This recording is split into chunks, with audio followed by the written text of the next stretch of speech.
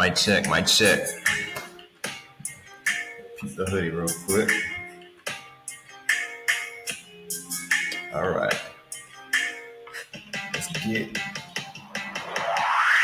into this shit, shall we?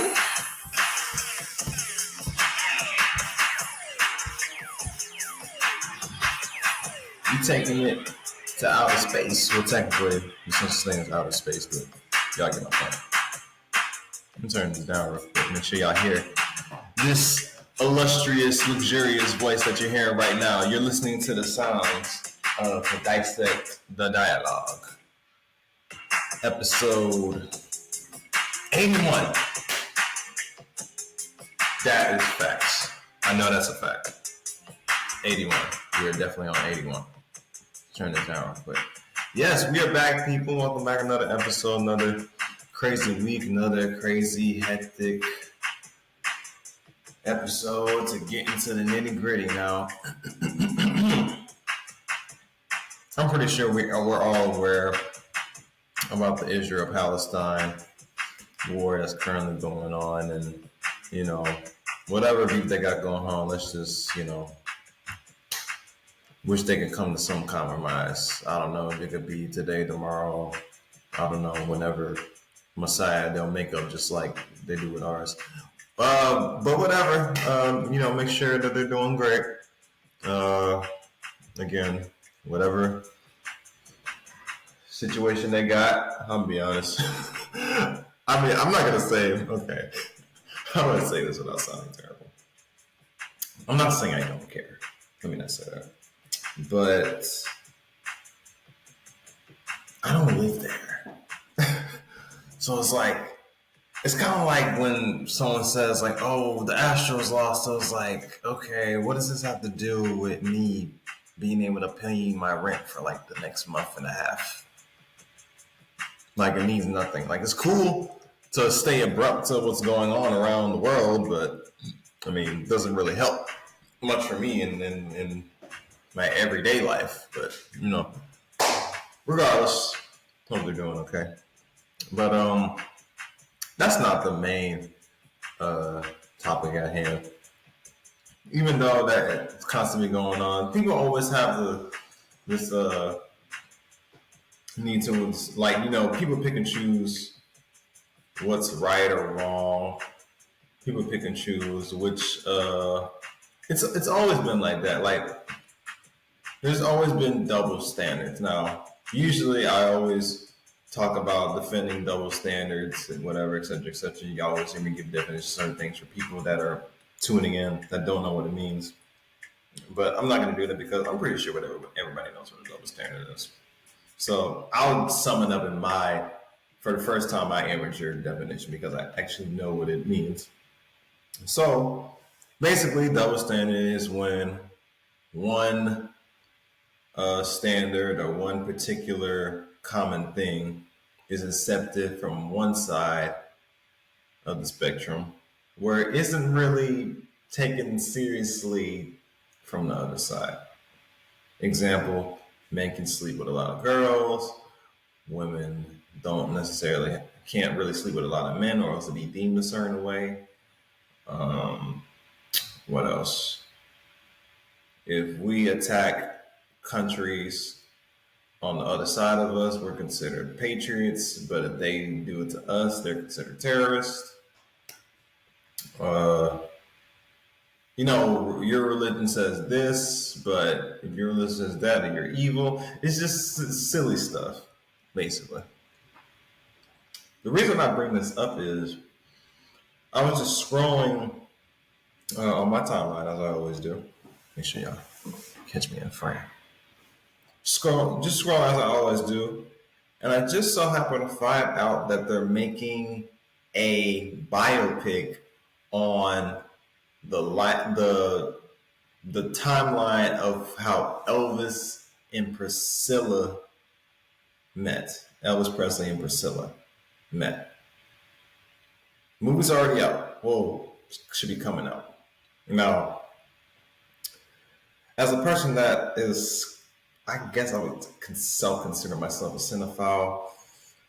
From a cinema perspective, I'll see what it's about. I'll try not to be biased, but as like a person that is all about what's fair and what's just, and not picking sides, I'm not greenlighting that one bit. The fact that we all know about their situation, and yet this is like what the second movie of dealing with Elvis in like the past 2 years, probably, out of I don't know how many that talked about him or dealt with him already. I mean, damn, it's already bad enough that he was a thief and he stole Chuck Berry and Rosetta Thorpe's whole flow, as Soulja Boy would say, copied their whole flow. Now we're glorifying, and I don't want to say something that may trigger some people, but we're glorifying people that happen to dabble in,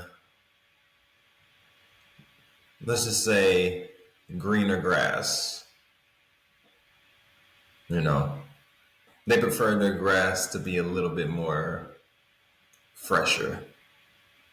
I'll let y'all read between the lines, since I don't want to, trigger nobody with this. But yeah, we all know about that story, right? Now, mind you, because I call myself like a traditionalist in a sense, but like I kind of like to flip traditions in a way. But I respect some of the old ways, some of them, right? Like sometimes, like for example, I do think that a man should always have the position of making sure he's the leader, the head of the household, and making sure nobody gets hurt. Whereas the woman should be the teacher, the nurturer, and the safe haven to when the husband comes back home. Those are things that have been programmed in me that I believe is true. The problem is, since people don't read, they tend to make up definitions in their own head, and then assume that they're right. That's why you got all these people saying the same words, regurgitating the same shit that they see on these videos, and then they repeat it in their lexicon and just say it just to get a point across, but don't know what it means. Narcissist. What else? Toxic. What else? Entrepreneur. Everybody loves saying that shit. Just saying random words, just basically a word salad, just saying a bunch of stuff just to sound smart, but they really don't. But that's neither here nor there. The main gist of it is this movie really had me scratching my head because if I say it, if I get canceled, whatever. We all know Eddie was grooming. I said Eddie. I was thinking about something. I don't know why I said Eddie. Elvis. Elvis was clearly grooming this lady, this young woman at the time. She was clearly being groomed. It was so obvious. She was 14. Elvis was in his mid-20s. You can't tell me nothing different otherwise. Okay. Now, mind you, historically speaking, and I don't care what nobody says. Now, me, I have a different take on it, but I understand other men's preferences of it. And, you know what? I'll just get with this shit. We're here. For those watching, we've all been to high school. We can agree on that. For men, we all know how hard it was to get some certain chicks in high school. You know why it was hard to get certain chicks in high school in your grade? Because those same chicks that was in your grade, your age, would be waiting for somebody out of school. Maybe they pull up in a fancy car and you ain't really seen them before. They may look a little older, probably got a little scruffiness in them. Maybe got a few tats, probably got chrome on the dash, shit like that. Probably way too old to be around some teenagers, but they always seem to pick up that certain chick. But then you fast forward, those same women all of a sudden are disgusted by men choosing younger. Again, I'm just being objective. From what I've learned and from what I was believed to know is that women usually go with men for not just looks. I mean, looks could be a perk, but look throughout history, women weren't looking at men for looks. They were looking at status, they were looking at power, they were looking at security. That's the truth. Men looking for women, they were looking for beauty, they were looking for fertility, they were looking for peace. Somewhere along the line, that got screwed up because the powers that be just decided, you know what, in order to have some sort of population control, let's create some division and make up some bullshit about how women could be just as equal to men and men should just have to accept that shit and blah, blah, blah, blah. Look at where we are. We're at a point where we're seeing more and more people transition to different genders, like they're changing clothes. But again, this is not about this. I'm gonna be over the top sometimes. Y'all gotta forgive me. My brain's like a pinball machine. But what I'm noticing is with this movie, knowing the history between these two, why didn't they get the same energy as, I don't know, R. Kelly and Aaliyah? Where was that energy at? Where was the hostility when they were saying, "Oh, Elvis, blah blah blah blah," and then they sucked up to Priscilla talking about, well, like age is just numbers, blah blah blah.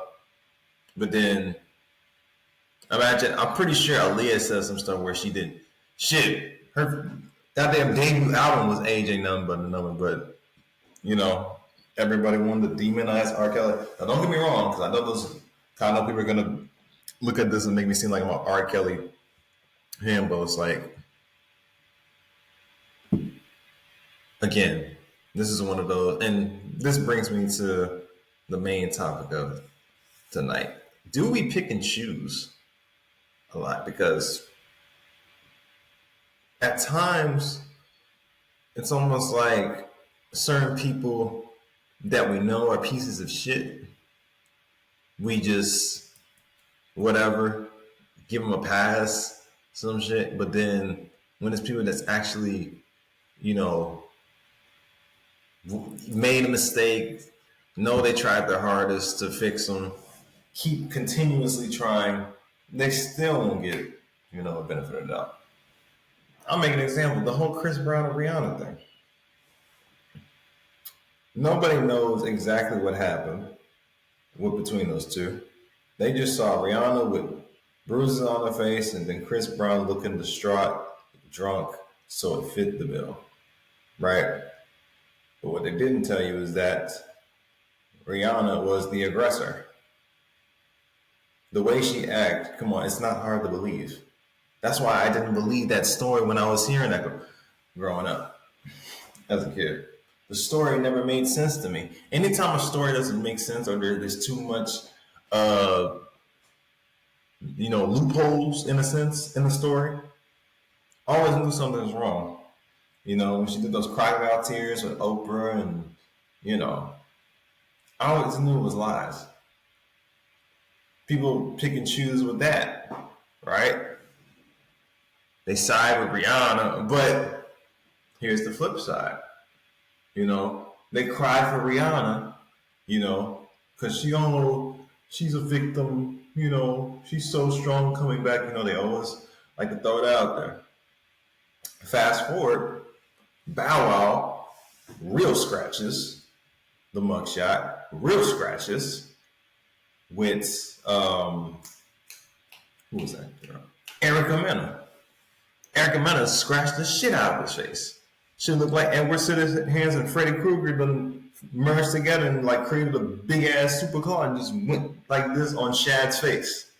You think people were crying like, "Oh, Bow Wow"? No, they were actually laughing. They were laughing at him. I remember they were laughing. I mean, It's almost like it reminds me of that quote in Men in Black where Tommy Lee Jones was sitting down with him and he was like responded to Will saying like people are smart. Well, then he responded saying a person is smart. People are dumb, panicky animals. I'm paraphrasing, but a lot of people like really have no. I want to find the right verbiage for this. They have no moral fiber, right? And I see, and I notice kind of social media in a sense. Now, where it has its benefits, I'll see what this is what I think what it did. I think social media turned society into a big ass high school in the worst way possible. You got everybody thinking they're the main character in their own fucking TV show or movie. You got that going on. You got people gossiping about one another. I mean, I'm not talking like, people my age, and I'm talking like people that's like considered the elders are gossiping. Like little schoolgirls gossiping. Telling stories about shit that's not even true. But because it sounds good and their life's boring, so they want to try to ruin someone else's reputation and try to bring them down. You know. But on the flip side, it's almost like those same people, if you try to do something like that to them, all of a sudden they're being bullied. So it's like, do we pick and choose when we get outraged by when we get picked? Man, what's a good way? I remember like, I'll break it down like this. A statement that goes on a lot with women, right? They always say, my body, my choice. They always try to use that when they want to, dismiss their promiscuity.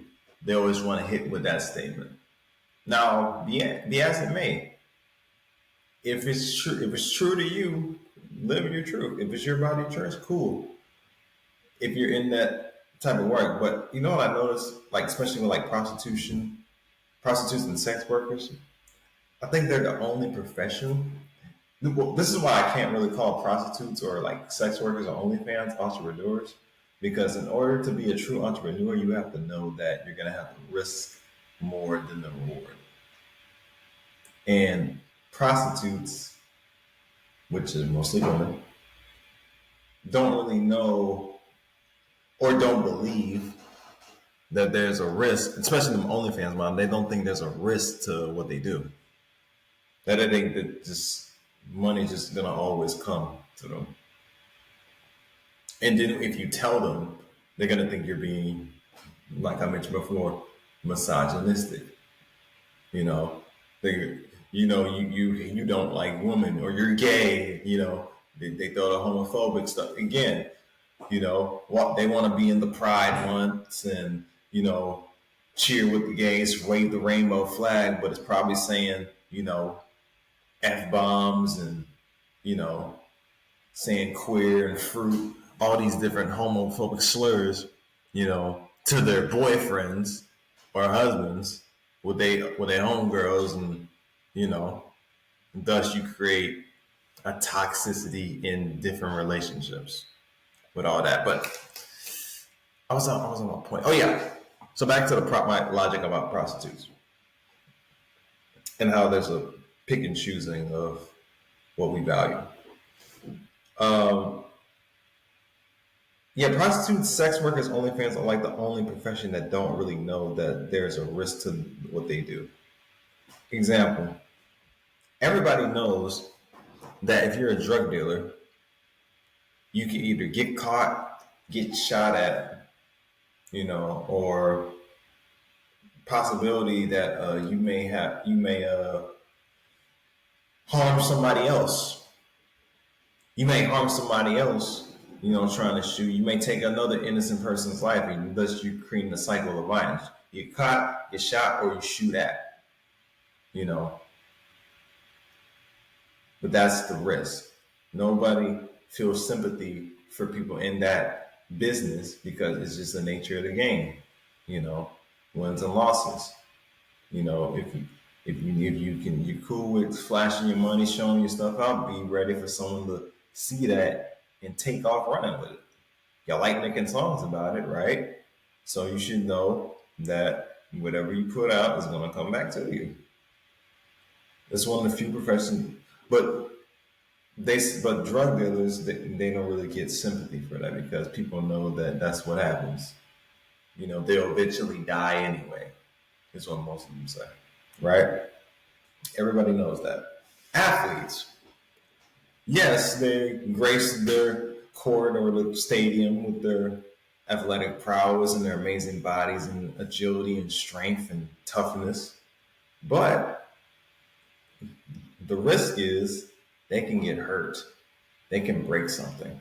They can get a concussion, may end up having some sort of mental illness after they leave the profession at the end of sports. Is there sympathy for them? No. You know why? Because that's the nature of the game. If you're an athlete for a long period of time, either you gotta pay X, Y, Z amount to make sure you be in tip top shape, you have the right body, everything is perfect, nothing really breaks or bruises, and you're wasting money doing that. Drug dealers, you know, they gotta spend money to get the product. You gotta move this. You gotta spend money to try to create an image. Athletes, you gotta spend all this money to make sure the body's right. But they know what comes with it. Same thing with athletes. They might have to deal with women trying to trap them with babies and try to rob them for their resources. Nobody feels sad about what happens to professions like them that are mostly men. On the other side, but for some reason, we're all supposed to feel bad for prostitutes all of a sudden.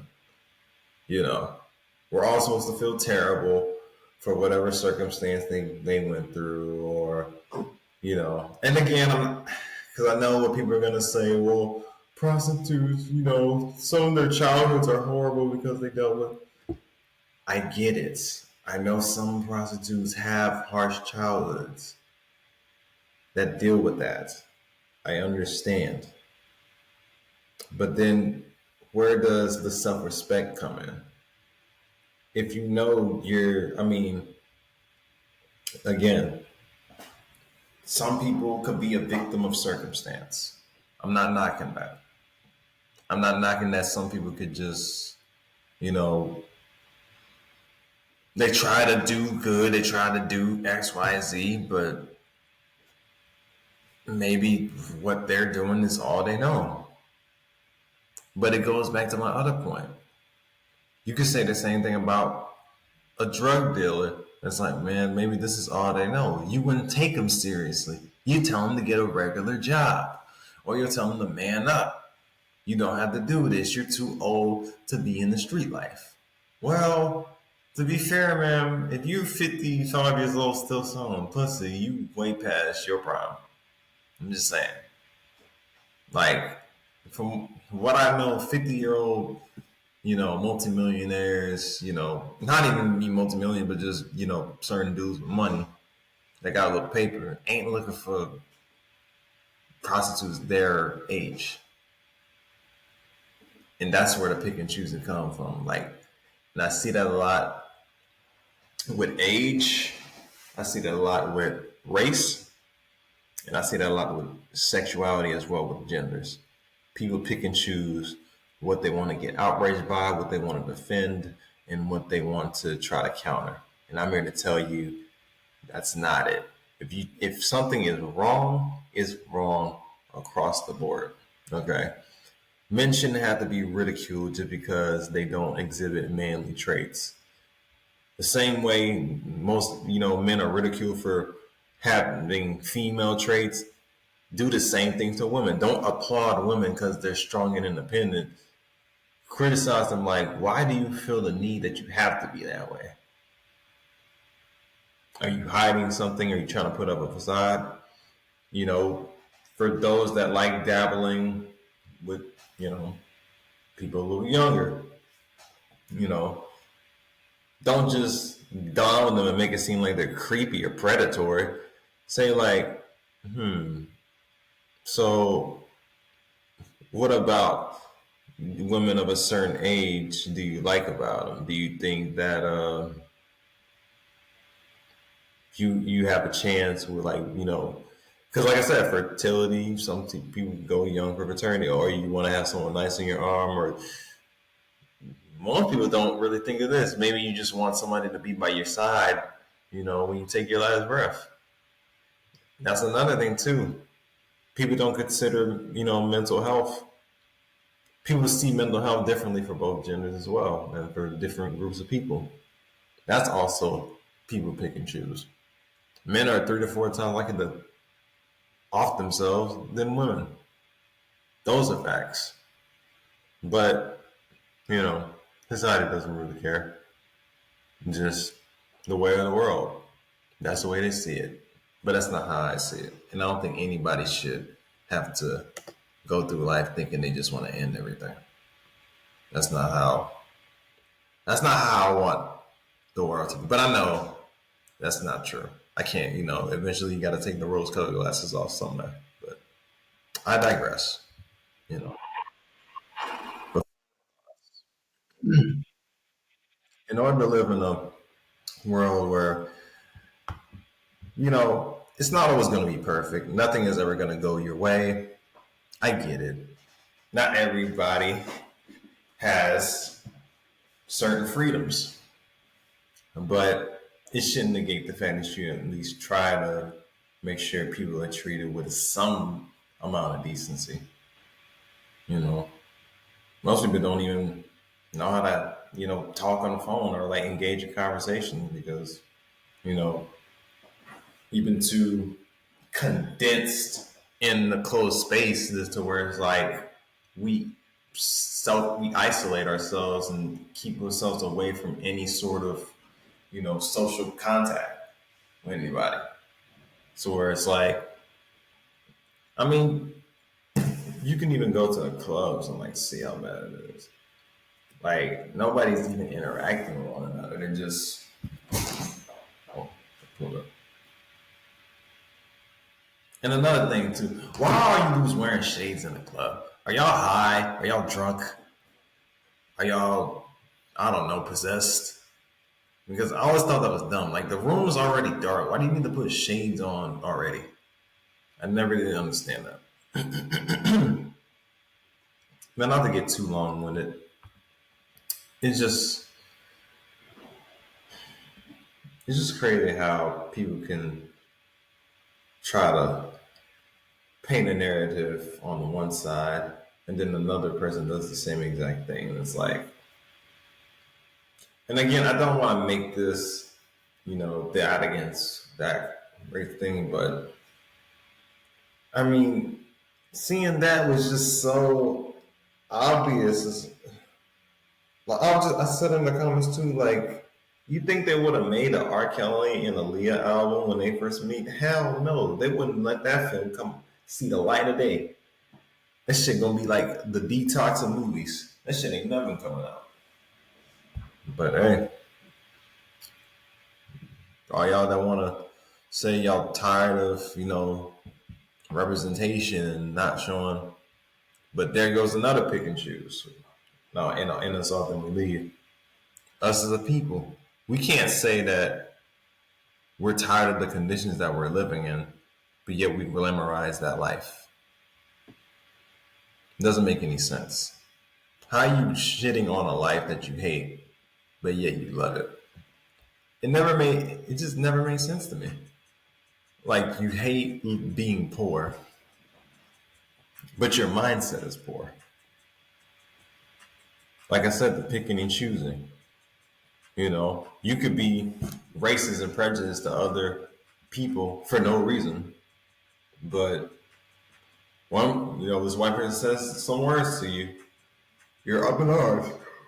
Oh, damn. I need to, I probably need to make a side episode about sleeping and lucid stuff, but I'll do that in the time. I got some crazy stuff to tell you, but I won't get long-winded, but appreciate y'all for tuning in. What y'all think? Y'all think you think people pick and choose on what they get outraged by? That they make up who they want to be the hero, who they want to be the villain. Let me know. Like I said, if y'all like this, like, comment, subscribe to my channel. Also, y'all can catch me on Spotify, Anchor, which is now Spotify Podcasters, Twitter, which is now X. I can't believe they changed the name.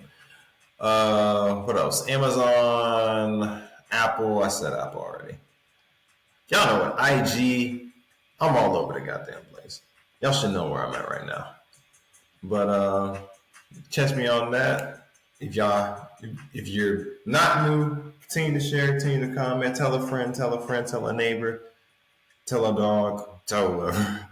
Hey, don't matter to me, but appreciate y'all's support, and I'll see y'all in the next one. Peace.